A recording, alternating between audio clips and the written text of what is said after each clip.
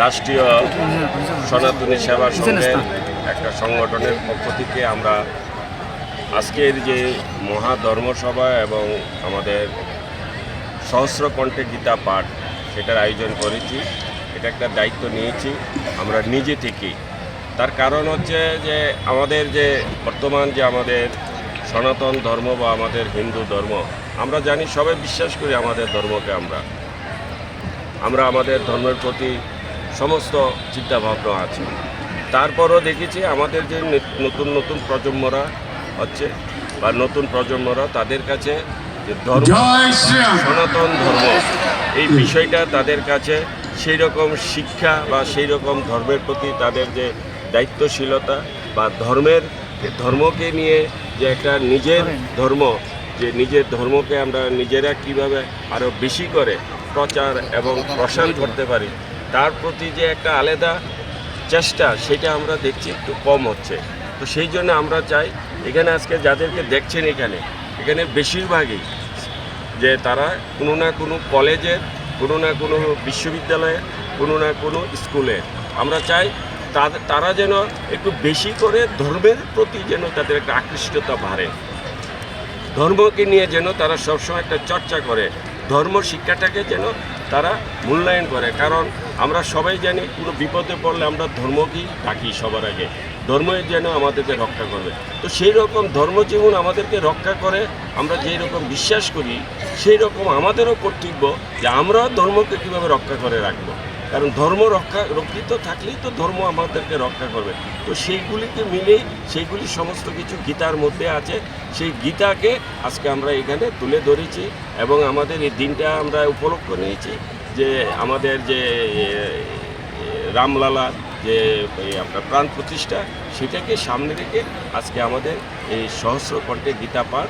এবং এখানে অনেক বড় বড় সাধু সন্তরা এসছে, আমাদের জগৎগুরু শঙ্করাচার্য এসেছে 2 জন, আমাদের মহামণ্ডলেশ্বর এসেছে কয়েকজন, এই রকম আমাদের ত্রিপুরা রাজ্যের অনেক সাধু সন্তরা এখানে আজকে উপস্থিত আছে। তাদের সামনে আজকে এই মহা ধর্মসভা এবং সহস্র কণ্ঠে গীতা পাঠ আমরা একসাথে করবো, এটাই আমাদের মূল উদ্দেশ্য। ধন্যবাদ। রাষ্ট্রীয় সনাতনী সেবা সংঘের একটা সংগঠনের পক্ষ থেকে আমরা আজকের যে মহাধর্মসভা এবং আমাদের সহস্র কণ্ঠে গীতা পাঠ সেটার আয়োজন করেছি।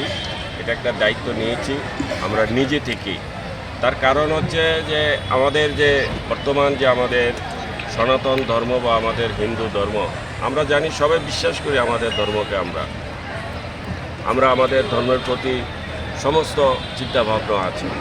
তারপরও দেখেছি আমাদের যে নতুন নতুন প্রজন্মরা হচ্ছে বা নতুন প্রজন্মরা তাদের কাছে যে ধর্ম, সনাতন ধর্ম, এই বিষয়টা তাদের কাছে সেই রকম শিক্ষা বা সেই রকম ধর্মের প্রতি তাদের যে দায়িত্বশীলতা বা ধর্মকে নিয়ে যে একটা নিজের ধর্ম, যে নিজের ধর্মকে আমরা নিজেরা কিভাবে আরও বেশি করে প্রচার এবং প্রসার করতে পারি, তার প্রতি যে একটা আলাদা চেষ্টা, সেটা আমরা দেখছি একটু কম হচ্ছে।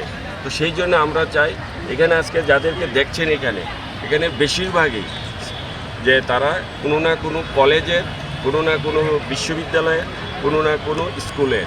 আমরা চাই তারা যেন একটু বেশি করে ধর্মের প্রতি যেন তাদের একটা আকৃষ্টতা বাড়ে, ধর্মকে নিয়ে যেন তারা সবসময় একটা চর্চা করে, ধর্ম শিক্ষাটাকে যেন তারা মূল্যায়ন করে। কারণ আমরা সবাই জানি কোনো বিপদে পড়লে আমরা ধর্মকেই ডাকি সবার আগে, ধর্মই যেন আমাদেরকে রক্ষা করবে। তো সেই রকম ধর্ম যেমন আমাদেরকে রক্ষা করে, আমরা যেই রকম বিশ্বাস করি সেই রকম আমাদেরও কর্তব্য যে আমরা ধর্মকে কীভাবে রক্ষা করে রাখবো। কারণ ধর্ম রক্ষিত থাকলেই তো ধর্ম আমাদেরকে রক্ষা করবে। তো সেইগুলিকে মিলেই সেইগুলি সমস্ত কিছু গীতার মধ্যে আছে। সেই গীতাকে আজকে আমরা এখানে তুলে ধরেছি এবং আমাদের এই দিনটা আমরা উপলক্ষ নিয়েছি যে আমাদের যে রামলালা যে আপনার প্রাণ প্রতিষ্ঠা, সেটাকে সামনে রেখে আজকে আমাদের এই সহস্র কণ্ঠে গীতা পাঠ। এবং এখানে অনেক বড় বড় সাধু সন্তরা এসছে, আমাদের জগৎগুরু শঙ্করাচার্য এসেছে 2 জন, আমাদের মহামণ্ডলেশ্বর এসেছে কয়েকজন, এই রকম আমাদের ত্রিপুরা রাজ্যের অনেক সাধু সন্তরা এখানে আজকে উপস্থিত আছে।